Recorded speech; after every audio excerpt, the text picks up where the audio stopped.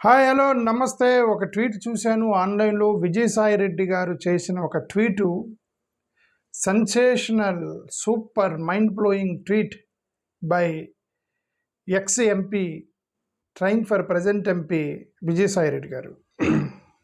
విజయసాయిరెడ్డి గారు ఏమన్నారు చూద్దాం. కొన్ని ప్రశ్నలు సంధించారు ఇక్కడ. ఈ ప్రశ్నలు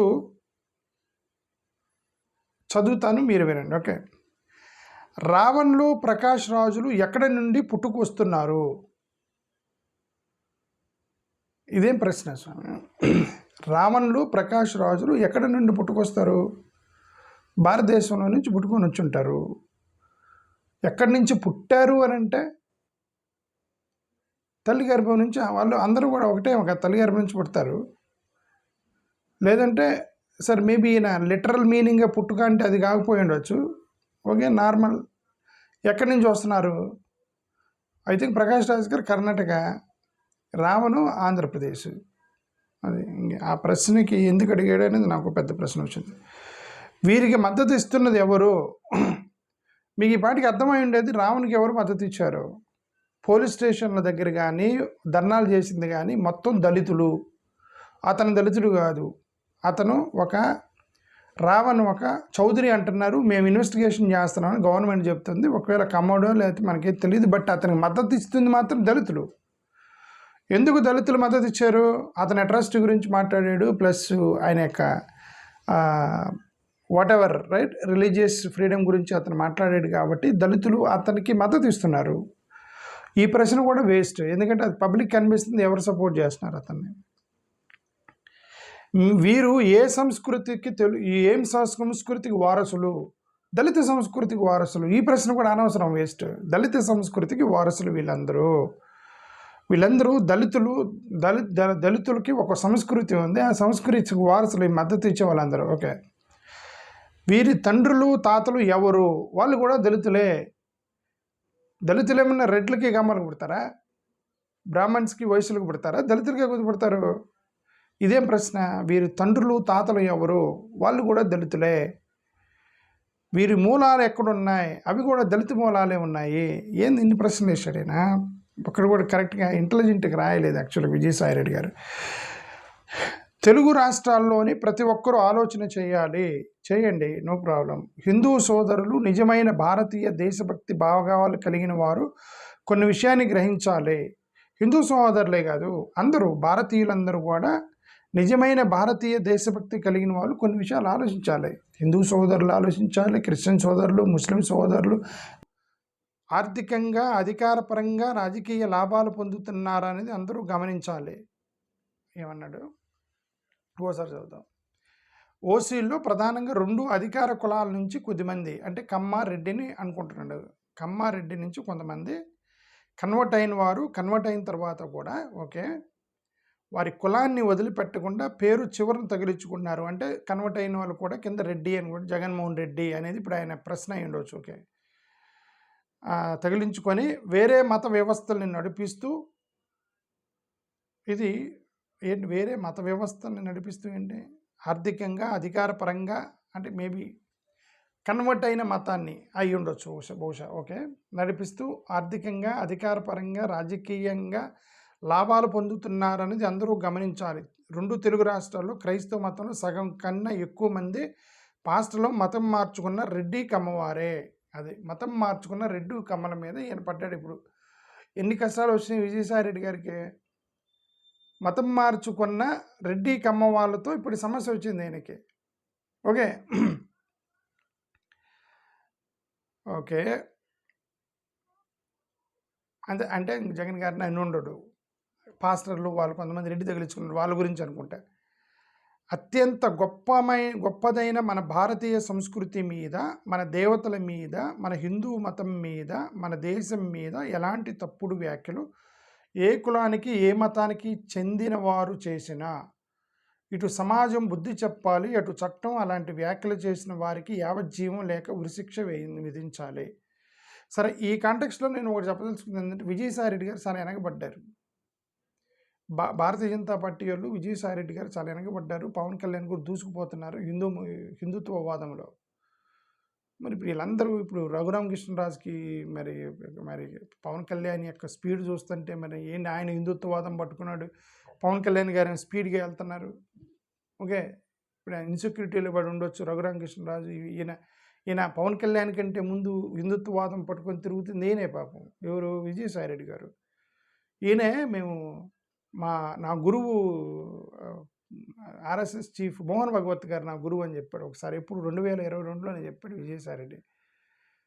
బట్ ఈయన పవన్ కళ్యాణ్ కమ్యూనిస్టులతో ఉన్నప్పుడే ఈయన హిందుత్వవాదంలో తిరుగుతున్నాడు విజయసాయిరెడ్డి. బట్ పవన్ కళ్యాణ్ గారు దూసుకుపోయారు ఇప్పుడు హిందుత్వవాదం పట్టుకొని. ఈయన ఇంకా చాలా వెనకబడి ఉన్నాడు అనేది ఒకటి అర్థమవుతుంది. ఓకే, సరే. ఇంక భారతీయ జనతా పార్టీ వాళ్ళు ఏంటంటే పాపం వాళ్ళు ఎవరు రానియరు, తొక్కేస్తుంటారు. ఇప్పుడు బీజేపీ వాళ్ళని ఎప్పటికప్పుడు తొక్కేస్తుంటారు. వాళ్ళు యాక్చువల్గా హిందుత్వవాదం మొదలెట్టింది వాళ్ళు, హిందుత్వవాదం ఛాంపియన్స్ వాళ్ళు, హిందుత్వవాదం మీద దేశవ్యాప్తంగా దూసుకుపోతుంది వాళ్ళు. ఆంధ్రప్రదేశ్లో వాళ్ళని తొక్కేస్తున్నారు. అది ఒకటే నాకు అర్థమైంది. సరే, ఇప్పుడు ఈయన ఏమంటాడంటే అది ఎడిపోయింది. ఇది అత్యంత గొప్పదైన మన భారతీయ సంస్కృతి మీద, మన దేవతల మీద, హిందూ మతం మీద, మన దేశం మీద ఎలాంటి తప్పుడు వ్యాఖ్యలు అనేది ఎవరి మీద చేయకూడదు. మన వ్యవస్థ అనే కాదు, మన వ్యవస్థ అయినా, పక్కన వ్యవస్థ అయినా, జపాన్ వ్యవస్థ అయినా, అమెరికన్ వ్యవస్థ అయినా, ఏ వ్యవస్థ మీద కూడా తప్పుడు మాటలు మనం మాట్లాడకూడదు. హిందూ మతం మీదే కాదు, క్రిస్టియన్, ముస్లిం, ఇస్లాం దేని మీద మాట్లాడకూడదు. అసలు తప్పు అనేది తప్పే కదండి, ఎవరి మీద మాట్లాడినా. నేను సమర్థిస్తున్నా విజయసాయిరెడ్డి గారి మాటలు. హిందూ మతం మీద తప్పుడు వ్యాఖ్యలు చేసినా శిక్షించాలి. హిందూ మతం మీద కాదు, క్రిస్టియన్ మతం మీద చేసినా శిక్షించాలి, ఇస్లాం మీద చేసినా శిక్షించాలి. ఎందుకంటే ఎవరి మతాన్ని గౌరవించాలి. ఇది సామరస్యం కదా, మత సామరస్యం ఉండాలని నేనన్నా. మోహన్ భగవత్ గారు అన్నారు ఒకసారి. మోహన్ భగవత్ గారు ఏమన్నారు? మీరు మా భారతీయతకి అనుకూలంగా ఉంటే we respect all the religions అన్నారు. వీళ్ళందరూ అదే కదా. ఇప్పుడు పేరుకి క్రిస్టియన్స్ కానీ తాళి కట్టుకుంటారు, మెట్లు పెట్టుకుంటారు, గాజులు వేసుకుంటారు, చీరలు వేసుకుని తిరుగుతున్నారు క్రిస్టియన్స్. భారతీయతే కదా ఇదంతా, రెస్పెక్ట్ చేయాలి కదా మీరు. ఓకే, అందరు కలిసి ఉండాలని మరి పెద్దలు చెబుతున్నారు, చిన్నలు కొడుతున్నారు. అది పెద్దలు ఏమో చెబుతున్నారు, చిన్నోళ్ళు ఏమో కొడుతున్నారు. అది విషయం వచ్చింది. ఇటు సమాజం బుద్ధి చెప్పాలి. అలాంటి చేసిన వారికి యావజ్జీవం లేక ఉరిశిక్ష విధించాలి. అదే అండి, ఉరిశిక్ష అందరికీ విధించాలండి, ఒకరికే కాదు. అవసరమైతే ప్రభుత్వం చట్టాన్ని సవరించాలి. సవరించాలి. ఏమని సవరించాలి? ఆల్రెడీ ఉంది కదా ఆర్టికల్ 25, మత స్వేచ్ఛ ఉంది కదా. మత స్వేచ్ఛ అంటే పక్క మతాన్ని దూషించకూడదని కూడా అర్థం. నీ ఇష్టం వచ్చిన మతాన్ని మీరు అనుసరించాలి అని అంటే అర్థం, పక్క మతాన్ని దూషించకూడదు అని అర్థం అండి. మళ్ళీ కొత్త చట్టం ఏంటి అర్థం కదా. ఈ వ్యాఖ్యలను సమర్థించే వారికి కూడా అదే స్థాయిలో గుణపాఠం చేయాలి. మేము విజయసాయిరెడ్డి గారిని నేను 100% మద్దతు ఇస్తున్న ఈ విషయంలో. పక్క మతాల మీద ఏమాత్రం అనుచిత వ్యాఖ్యలు చేసినా సరే శిక్షించాలి. అది అందరికీ వర్తించాలి చట్టం అనేది నా ఉద్దేశం. బలవంతపు మత మార్పుల్ని, ప్రలోభాల ద్వారా మత మార్పుల్ని సమర్థించడం, మన సంస్కృతి మీద, మన దేశ సౌర్భౌమత్వం మీద నల్ల కళ్ళద్దాలు, సూటు బూటు ధరించి మైకు పట్టుకొని సగం వచ్చి రాని ఇంగ్లీష్ ఏదో పాస్టర్లు అనుకుంటా. ఐ థింక్ ఎక్కడ కూడా జగన్ గురించి రాయాలి, పాస్టర్ల గురించి రాశాడు. ఓకే, ఏమంటాడు? బలవంతపు మత మార్పులు అనేవి ఎవరు చేయకూడదు. గర్భాప్సిపి మీరు చేసేది బలవంతం కదా. అది ఎవరో క్రిస్టియన్గా మారే ఇష్టపూర్వకంగా నువ్వు గర్భాప్సిపి బలవంతం చేస్తావు, అది బలవంతం మత మార్పిడి కదా. ఓకే, ఈ మాట అందెవరు? మరి వాటి సంగతి ఏంటి? మీరు చేసే బలవంత మత మార్పిడి సంగతి అందెవరు? ఆయన జర్నలిస్టు సర్దేశాయ్ ఉన్నాడు కదా, జర్నలిస్ట్ ఒక ఆయన ఉన్నాడు, రాజ్దీప్ సర్దేశాయ్. ఆయన ఒకసారి ఎపిసోడ్ పెట్టాడు దీని మీద. మీరు క్రిస్టియన్ కన్వర్ట్స్ని బలవంత మత మార్పిడి అంటున్నారు. మరి కన్వర్ట్ అయిన వాళ్ళని కుట్టి దాడి చేసి, చర్చిల మీద దాడి చేసి, గర్భాప్సి మీద మీరు వెనక్కి తీసుకెళ్తున్నారు. అది బలవంత మత మార్పిడి కాదని రాజ్దీప్ సర్దేశాయ్ ఒకసారి న్యూస్ ఛానల్లో పెట్టాడు. ఓకే, అదొకటి నాకు గుర్తొచ్చింది ఇది వినగానే. ప్రలోభాల ద్వారా మత మార్పిడిని సమర్థించడం అనేది తప్పు. ఎవరైనా ప్రలోభాలు పెట్టి మత మార్పిడి చేయకూడదు. నీ మతం గురించి నువ్వు చెప్పుకోవచ్చు. మన సంస్కృతి మీద, మన దేశ సర్వ సౌభాగ్యత్వం వల్ల మన సంస్కృతి అనే దగ్గర క్వశ్చన్. ఓకే, మన సంస్కృతి అనేది భారతదేశం ఒక సంస్కృతి లేదు. దళితులకు ఒక సంస్కృతి ఉంది, బ్రాహ్మణులకు ఒక సంస్కృతి, రెడ్లకు ఒక సంస్కృతి, పంజాబీలకు ఒక సంస్కృతి, బెంగాలీకి ఒక సంస్కృతి, వీళ్ళందరికీ రకరకాల సంస్కృతులు ఉన్నాయి. ఓకే, క్రిస్టియన్స్కి ఒకటి, ఇస్లామ్స్కి ఒకటి, దళితులు జీవించే విధానం వేరు, ఆదివాసీలు జీవించే విధానం వేరు, బ్రాహ్మణులు జీవించే విధానం వేరు. ఎవరి సంస్కృతి వాళ్ళదే కదా. ఒక సింగిల్ సంస్కృతి లేదు భారతదేశంలో. భారతదేశ సార్వభౌమత్వాన్ని కాపాడాలనేదాన్ని మేము మద్దతు ఇస్తాం. మనందరం కూడా భారతదేశ సార్వభౌమత్వాన్ని కాపాడాలి. భారతదేశ సార్వభౌమత్వం ఏంటి? అందరినీ గౌరవించడం, అన్ని మతాలను కలుపుకుపోవటం, అన్ని కులాలను కలుపుకుపోవటం, భిన్నత్వంలో ఏకత్వం భారతదేశ సార్వభౌమత్వం. దాన్ని మనందరం కలిసి పాటించాలి. కరెక్ట్, విజయ్ సార్ రాసింది. ఏమంటారు రాశాడు? నల్ల కళ్ళద్దాలు పెట్టి సూటు బూటు ధరించి మైకు పట్టుకొని సగం వచ్చి రాని ఇంగ్లీష్లో మిగతా తెలుగులో ఇష్టారాజ్యంగా నోటుకొచ్చినట్టు అసభ్య పదజాలంతో దాడి చేయడం కొందరికి ఫ్యాషన్గా, హీరోయిజంగా మారింది. మేబీ ఇతను రావణ గురించి రాశాడంటవా,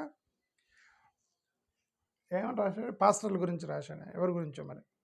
సంస్కృతి మీద, దేశ సంబంధం మీద సూటు బూటు ధరించి సగం వచ్చి రాని ఇంగ్లీష్లో ఇష్టారాజ్యంగా నోటుకు వచ్చినట్టు మాట్లాడిన ఎవరి గురించో మాట రాశాడు. ఓకే, ఇలా ఒక పథకం ప్రకారం తన ఆర్థిక లాభం కోసం మతం మారిన ఓసీ కులాల్లోని కొన్ని కుటుంబాల వారు,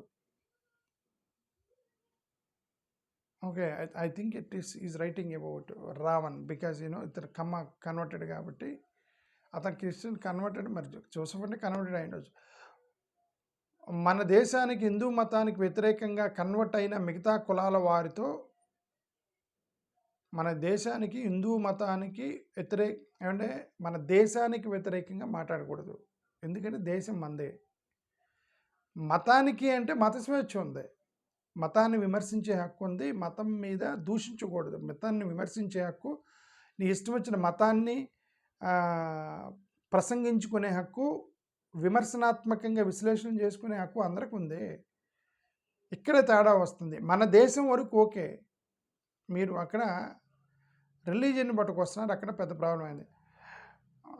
వ్యతిరేకంగా కన్వర్ట్ అయిన మిగతా కులాల వారితో విషం కక్కించే కార్యక్రమాన్ని తెర వెనుకుండి నడిపిస్తున్న విషయాన్ని గమనించాలి. ఇది ఇక్కడ టార్గెట్ చేశాడు జగన్ని. తెర వెనుకుండి నడిపిస్తున్నారట ఎవరు. ఓకే, వైఎస్ఆర్ కాంగ్రెస్ పార్టీ నేరుగా రావణ్ని, ప్రకాష్ రాజ్ని సమర్థించడం, ఓకే, హైలైట్ చేయటం అంటే ఇది నేరుగా మన హిందుత్వం మీద, మన సనాతన ధర్మం మీద, మన దేవతల మీద, మన దేశం మీద వారు చేస్తున్న దాడి మాత్రమే. అంటే వైసీపీ వాళ్ళు అడిగింది ఒకటే, నేను చూశాను కదా, అది జగన్ గారు ట్వీట్ చేశారు. ఏం ట్వీట్ చేశాడు? వాక్ స్వాతంత్రాన్ని మీరు, ఫ్రీడమ్ ఆఫ్ స్పీచ్ని మీరు ఇల్లీగల్గా తీసుకెళ్ళి అరెస్ట్ చేస్తున్నారు. ఊపా చట్టం పెట్టాల్సిన, అది ఎవరు ఊపా చట్టం కాదు కదా, అది ఒక చిన్న కేసుని ఊపా చట్టంగా మార్చారు, ప్రశ్నిస్తూ తొక్కుతున్నారని ఫ్రీడమ్ ఆఫ్ స్పీచ్ గురించి మాట్లాడాడు, రిలీజన్ గురించి మాట్లాడా. చివరిన హే రామ్ అన్నాడు, అది గుర్తు రాలేదా? అంటే నువ్వు హే రామ్ అని, జగన్మోహన్ రెడ్డి హే రామ్ అన్న, నేను చాలాసార్లు వైసీపీలో చెబుతాను, వైసీపీ వాళ్ళకి చాలాసార్లు నేను చెప్పింది ఏంటంటే, నా వీడియోలతో వాళ్ళు ఎట్లేదు కానీ నా మాట ఎలాగ వినరు నాకు తెలుసు. I know that they will not listen. But అయినా నేను చాలాసార్లు చెప్పింది ఏంటంటే, మీరు ఎంత తల్ల కిందులుగా పైన కింద ఏలబడ్డా సరే మిమ్మల్ని హిందువులుగా గుర్తించరు జగన్ గారిని, ఆయన క్రిస్టియన్ అనే ప్రచారం చేస్తారు. ఆయన హే రామ్ అని ప్రచారం అన్నాడు, గర్వాప్సి తీసుకున్నాడు, పోయి శారదాపీఠం దగ్గరికి వెళ్ళి మునిగాడు, గుడులుగా తిరుగుతున్నాడు, ఏమంటారు హోమం చేస్తున్నాడు, సెట్లేసి హోమం చేశారు. ఇవన్నీ చేసేటప్పుడు మేము చెప్పామంటే జగన్ గారు ఇవన్నీ చేసినా వాళ్ళు మిమ్మల్ని ఫైనల్ క్రిస్టియన్ అంటారు. ఇవన్నీ మానేసి ఇదంతా వదిలేసి బీ యువర్ సెల్ఫ్, మీరుగా ఉండండి. ఓకే, ఇక్కడ హిందూ, క్రిస్టియన్, ముస్లిం కాదు, ప్రతి భారతీయుడు పార్టీ పెట్టుకోవచ్చు, ప్రతి భారతీయుడికి హక్కు ఉంటుంది, ఫండమెంటల్ హక్కు ఉంటుంది. పేదలకు ఎవరు సాయం చేస్తే వాళ్ళకి ఓట్లు వేస్తారు. ఈ రాజకీయం మీద, హిందూ మతం మీద రాజకీయం చేస్తున్నారని భయపడతలా, ఆయన ఎవరో భయపెట్టి, చుట్టుపక్కల వాళ్ళందరూ భయపెట్టి. ఒకటేనండి, నాకు యాక్చువల్గా అక్కడ ఫిగర్ నాకు తెలియదు. ఇప్పుడు అంటే తాడేపల్లి వాళ్ళ ఇంట్లో ఏం జరిగిద్దో ఎవరికి తెలియదు, ఆఫీస్లో ఏం జరిగిద్దో తెలియదు, నాకు తెలియదు, ఊహించుకొని చెప్పడమే. జగన్ గారి చుట్టూ ఒక 100 మంది భారతీయ జనతా పార్టీకి కలిసిపోవాలనే భావజాలంతో ఉన్న వాళ్ళు కొంతమంది దాకా ఉంటారు. ఆయన చుట్టుపక్కల ఉన్నారు జగన్ గారి చుట్టూ ఒక 100 మంది దాకా ఉంటారు. కానీ వద్దు మన సెక్యులర్గానే ఉండాలి అనేవాళ్ళు 1,000,000 మంది ఉన్నారు వెనక పక్క. ఆ 100 మందిని దాటుకొని ఒక 100 మంది మనం బీజేపీతో కలవాలి అనేవాళ్ళు మొత్తం చుట్టుపక్కల కంచె వేశారు అక్కడ జగన్ చుట్టూ. వద్దు మనకు నష్టం జరిగిద్ది, అంతా మైనారిటీ ఓట్లు ఉన్న వాళ్ళంతా 1,000,000 మంది ఉన్నారు వెనక పక్క. ఆ 1,000,000 మందికి యాక్సెస్ లేదు వాళ్ళకి చెప్పడానికి. 1,000,000 మందికి యాక్సెస్ లేదు. ఈ 100 మంది ఆయన ఇన్ఫ్లుయెన్స్ చేస్తున్నారు. ఈ 100 మందిని ఆయన ఇన్ఫ్లుయెన్స్ చేసి బీజేపీకి నెడుతున్నారు ఆయన్ని. ఎందుకు భయపెడుతున్నారు? ఏమైనా అయ్యో నువ్వు వెళ్తే మళ్ళీ మన హిందువులు ఓట్లు పోతే, నువ్వు వెళ్తే మనకి హిందువులు ఓట్లు పోతాయి, ఏం భయపెడుతున్నారు జగన్ గారిని? హిందువుల ఓట్లు ఎందుకు పోతాయి? హిందువుల ఓట్లు ఎందుకు పోతాయి? మీరు మతరహిత రాజకీయం చేస్తే హిందూ ఓట్లు ఎందుకు పోతాయి? రాజశేఖర రెడ్డి గారు మతరహిత రాజకీయం చేశారు, హిందూ ఓట్లు ఎందుకు పోయినాయి? ఎందుకు పోతాయి హిందూ ఓట్లు? రేవంత్ రెడ్డి ఓటీస్ గెలిపించలేదా కాంగ్రెస్ తరపు నుంచి? అక్కడ సిద్ధరామయ్య గెలవలేదా? కర్ణాటకలో పోయినాయి హిందువుల ఓట్లు. ఓకే,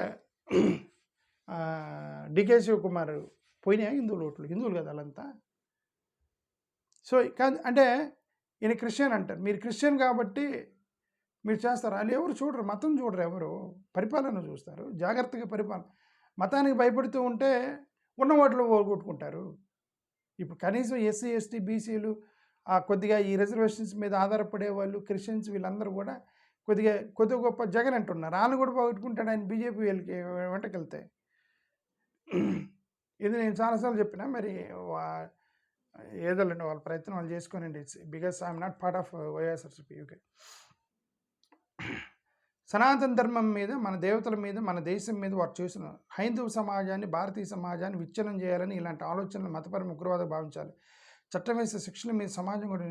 ఆంధ్రప్రదేశ్, తెలంగాణ ప్రభుత్వ కేంద్రం అధికార పార్టీ బీజేపీ దేశద్రోహం, సంఘ విద్రోహ శక్తుల మీద చట్టపరంగా అన్ని చర్యలు తీసుకోవాలి. ఆంధ్రప్రదేశ్, తెలంగాణ ప్రభుత్వాలతో పాటు కేంద్రంలో అధికార పార్టీలో ఉన్న బీజేపీ వాళ్ళు ఓకే చట్టం తీసుకోవాలి. అదే విజయసాయి రెడ్డి గారు చేసింది. అల్టిమేట్గా ఇప్పుడు విజయసాయి రెడ్డి గారికి ఒక ఎంపీ పోస్ట్ కావాలి. ఎవరైనా పిలిచిస్తే ఆయన్ని పిలిచిస్తారని చాలా రోజులు ట్వీట్లు చేస్తున్నాడు. ఆయనకి ఎవరు ఇవ్వట్లేదు, ట్వీట్లు చేస్తూ ఉన్నాడు.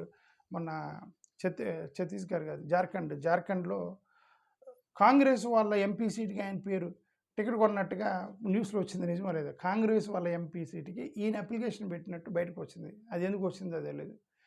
ఆయన పేరు ఉంది అని ట్రోలింగ్ చేశారు ఆయనకి. జార్ఖండ్లో ట్వీట్ చేశారు. ఇప్పుడు ఇదంతా కూడా సో మతరహిత రాజకీయం, మతరహిత సమాజాన్ని, సెక్యులర్ దేశాన్ని మనం కడితే అందరికీ సంతోషంగా హిందూ, ముస్లిం, క్రిస్టియన్ బాయిగా జీవించవచ్చు, ప్రశాంతంగా ఉండవచ్చు. ఇలా ట్వీట్లు చేయటం వల్ల మత గొడవలు లెగవటమే కదా తగ్గవు. విజయసాయి రెడ్డి గారు, మీకు ఎంపీ సీట్ కావాలంటే వేరే మార్గం మీరు సెట్ చేసుకోండి. థ్యాంక్ యూ, నమస్కారం.